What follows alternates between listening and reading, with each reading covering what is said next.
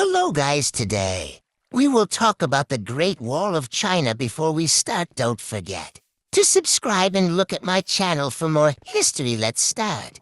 The Great Wall of China is one of the world's most iconic structures, but there's a lot more to it than most people realize.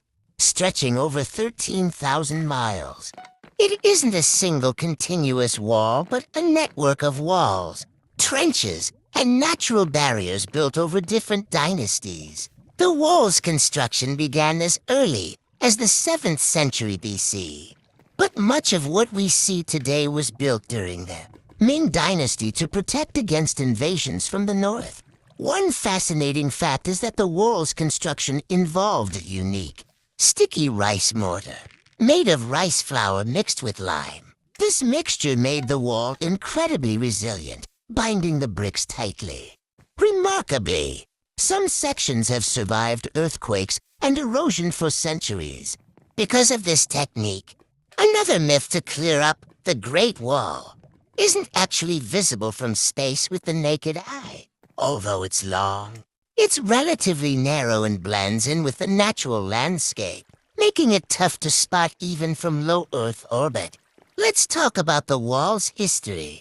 The Great Wall of China has a long and complex history, evolving over centuries as China's borders and needs changed. Its origins can be traced to as early as the 7th century BC, during the Warring States period, when individual states built walls to defend against invaders. These early walls were built using tamped earth and wood and were not connected, serving more as regional defenses. Around to 21 BC, when Emperor Qin Shi Huang united China and founded the Qin dynasty, he ordered the connection of some of these walls and the construction of new sections to protect against the nomadic Zhongnu tribes from the north. This was the beginning of a more unified Great Wall, though it was still far from the continuous structure we think of today.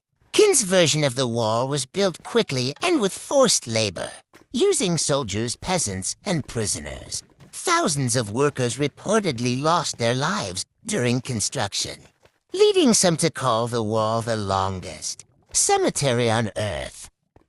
The wall continued to evolve during the Han Dynasty, which extended the wall westward into the Gobi Desert to protect the Silk Road trade routes.